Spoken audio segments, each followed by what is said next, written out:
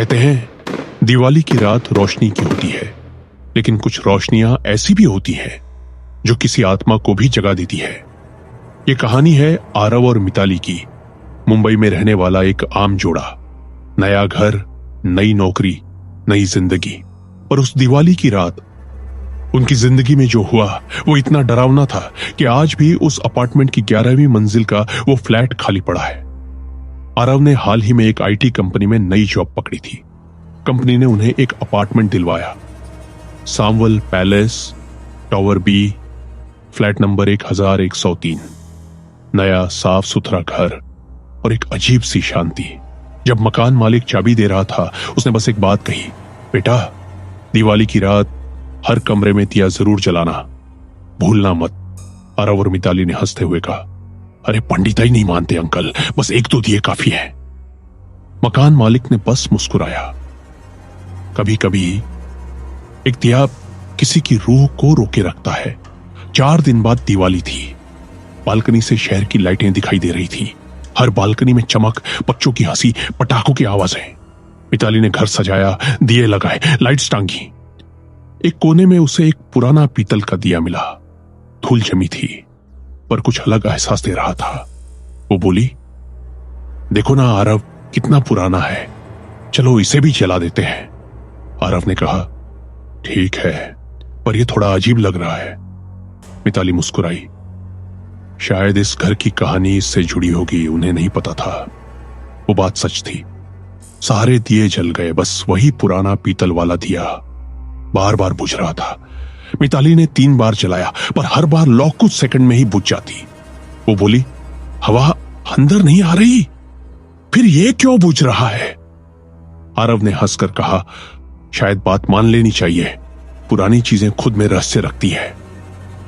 और जैसे ही वो चला गया, मिताली ने पीछे से हल्की फुसफुसाहट सुनी, मेरा दिया जलाए रखना। वो पीछे मुड़ी, कोई नहीं था, सिर्फ अभी दिया अब खुद ब खुद जल चुका था।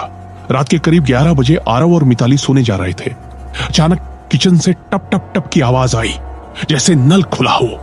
आरव गया और देखा नल खुला था और पानी में हल्की सी काली परत तैर रही थी।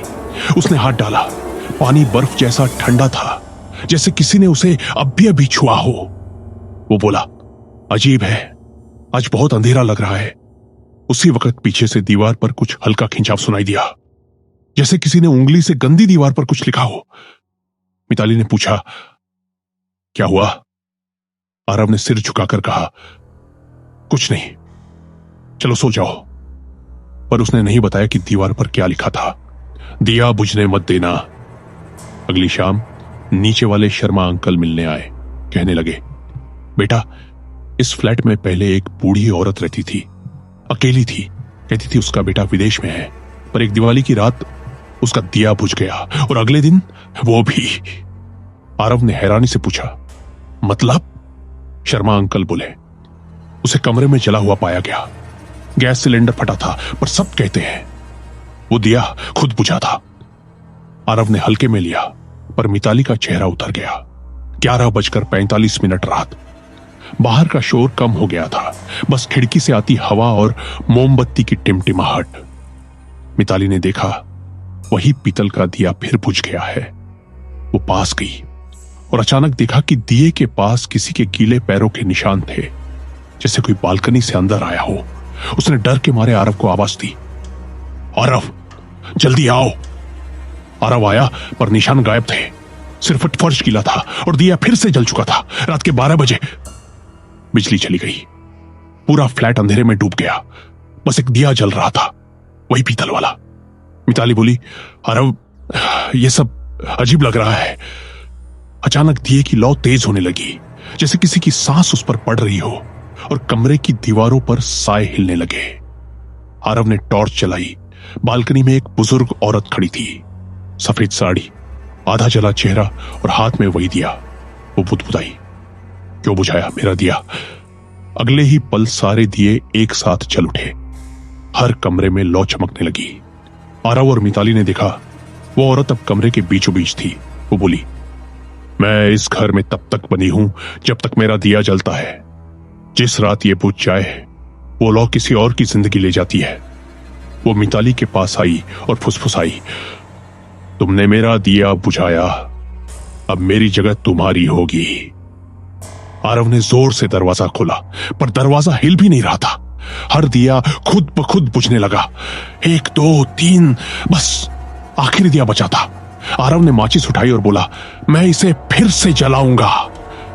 मिताली ने रोते हुए कहा, नहीं मत जलाओ, पर उसने जला दिया। लौ उठी और उसी लौ में उस औरत का चेहरा दिखाई दिया। वो मुस्कुरा रही थी। धीरे धीरे उसके चेहरे पर आरव का चेहरा बनने लगा। मिताली चीखी, आरव! पर अब वहां आरव नहीं था, बस वो बुजुर्ग औरत और दिए की लौ में जलता हुआ उसका चेहरा। अगली सुबह जब बिल्डिंग वॉचमैन आया तो फ्लैट अंदर से बंद था। दरवाजा तोड़ा गया। अंदर सिर्फ वो मिताली थी, बेहोश। आरव का कोई नामो निशान नहीं था। टेबल पर वही पीतल का दिया जल रहा था और दीवार पर कालिक से लिखा था, अब ये दिया फिर कभी नहीं बुझेगा।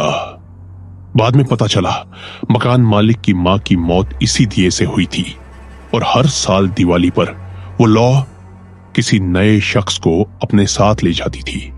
कहते हैं दिवाली की रात अगर कोई दिया अपने आप बुझ जाए तो उसे जलाने की कोशिश मत करना। कभी कभी कोई दिया सिर्फ रोशनी नहीं देता, वो किसी आत्मा की जंजीर भी होता है। और शायद अगली दिवाली पर वो दिया तुम्हारे घर में भी जल उठे। दिया बुझने मत देना। दिवाली रोशनी का त्योहार है, लेकिन हर रोशनी अपने साथ एक साया भी लाती है।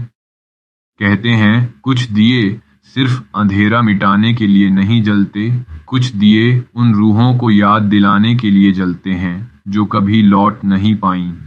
तो इस दिवाली अपने घर के हर दिए के साथ एक दुआ जरूर करना, वो रोशनी सिर्फ खुशी लेकर आए, किसी की अधूरी कहानी नहीं।